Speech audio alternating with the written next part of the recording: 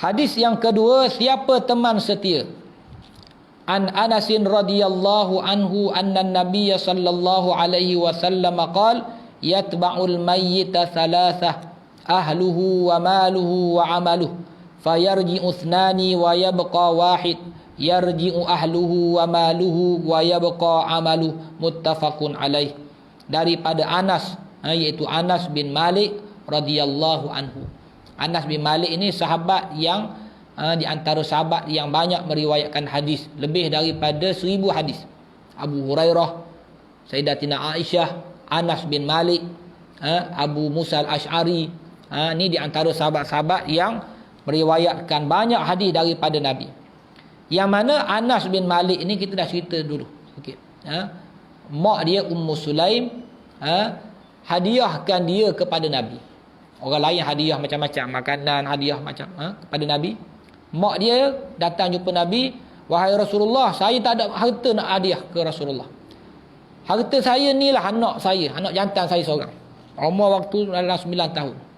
Maka saya serah kepada Rasulullah. Ikutlah Rasulullah nak buat apa. Lalu Rasulullah ambil peluk dia dan dia khidmat kepada Rasulullah sallallahu alaihi wasallam. Dan Anas bin Malik ini berkat hidup dia mendapat doa daripada Nabi sallallahu alaihi wasallam. Nabi doakan kepada dia bila diminta oleh mak dia Ummu Sulaim, wahai Rasulullah, tolong doakan anak saya. Maka Nabi doakan, Allahumma rzuqhu malan wa waladan wa barik lahu. Ya Allah, rezekikan kepadanya harta dan anak, dan berkatilah hidupnya. Berkat doa Nabi, Allah Ta'ala kurniakan kepada dia harta yang banyak. Harta yang dimurahkan rezeki. Kebun kurma orang lain setahun sekali je, dia 2 kali setahun. Anak yang ramai. Dan juga kehidupannya diberkati oleh Allah Subhanahu Wa Ta'ala. Antaranya dia habiskan masa dia untuk dia khidmat kepada Nabi, dan akhirnya menjadi penyebab kita dapat mendapat hadis daripada Nabi. Maknanya setiap hadis yang kita dapat melalui jalan Anas bin Malik, lalu kita amalkan dengan hadis tersebut, maka pahalanya mengalir kepada Sayyidina Anas bin Malik radhiyallahu anhu. Rasulullah sallallahu alaihi wasallam bersabda, ada 3 macam yang akan menghantarkan jenazah ke perkuburan. Bila seseorang itu mati, akan mengikut mayat ni ada 3. Yatba'ul mayyita thalathah, yang ikut mayat ni ada 3. Iaitu keluarganya, hartanya dan amalnya. Ahluhu, keluarganya. Maluhu, hartanya. Amaluhu, amalnya. 2 di antaranya akan kembali, dan yang 1 lagi akan tetap tinggal menyertainya.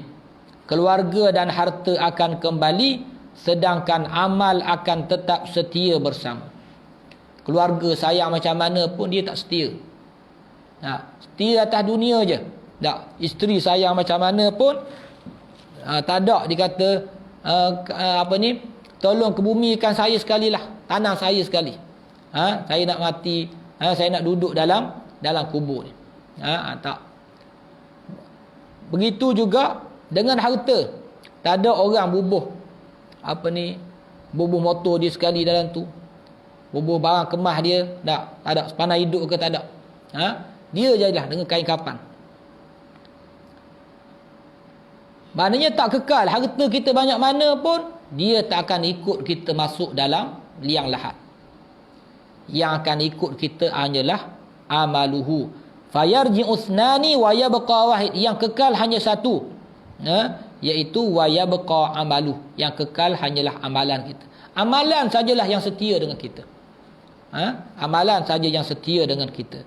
Maka sebab itu, jangan kadang-kadang kita tidak beramal dengan sebab alasan keluarga, dengan sebab alasan harta. Sebab dua-dua ni tak setia dengan kita. Yang setia hanyalah amalan kita sendiri. Keterangan hadis. Inilah kesudahan bagi persahabatan kita kepada ketiga-tiga golongan ini.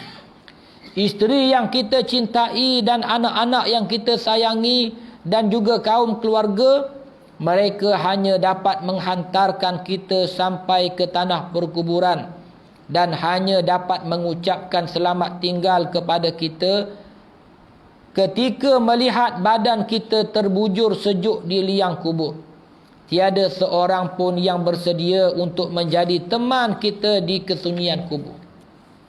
Mereka akan balik setelah menimbuni tanah ke atas liang kubur kita. Begitu pula harta yang kita kumpulkan dengan membanting tulang dan memeras keringat, bahkan terkadang dengan mempertaruhkan nyawa. Nak cari rezeki ni kadang-kadang mempertaruhkan nyawa. Orang buat bangunan tinggi-tinggi tu, nak mengecat, tengok bawah ni kecil je orang macam semut, kereta macam semut. Nak macam-macam, ya. Ada orang yang kalau yang jenis jenis bah ni dikorek ke bawah ni sampai berpuluh kilometer bawah tu. Tak. Sampai kena pakai sambung paip ni, oksigen ke atas. Tak ada keselamatan apa pun. Tak. Sebab apa? Sebab apa berani sampai jadi macam tu? Bewak tengok pun takut. Tak masuk ke sini, masuk ke sini. Sebab apa? Sebab nak cari harta. Semuanya akan kita tinggalkan untuk ahli waris. Mereka lah yang mempusakai dan yang menikmatinya. Sedangkan kita akan ditanya dari mana harta itu diperoleh dan ke mana kita membelanjakannya. Kalau kita tinggalkan harta dengan ilmu kefahaman agama, tak apa lagi. Dia gunakan harta tersebut dengan cara yang baik. Maka dia ada waktunya dia sedekah niat untuk kita yang dah mati ni. Sebab anak tadi dengar kita tinggal bukan setakat harta saja, agama. Tapi kalau kita tinggal semata-mata harta, tak sempat nak bagi kefahaman agama kepada anak-anak. Menyebabkan dia berkelahi pula. Sebab itu dalam hadis disebut, akhirnya anak-anak melaknat ayahnya dalam kubur. Sebab apa? Walaupun tinggal harta, berebut. Ayah dah ni tak adil, bagi korang ni. Akhirnya masing-masing melaknat. Dah lah harta, dia sendiri tak dapat. Tak. Bukan main berjimat lagi. Bukan main berjimat lagi waktu dia hidup. Akhir sekali anak belanjakan harta tersebut. Sampai nak sedekah, tak, ke surau RM1 sehari pun takut. Tak boleh ni nak simpan ni anak-anak ni. Tak. Akhirnya tak ada amalan. Amalan tak ada.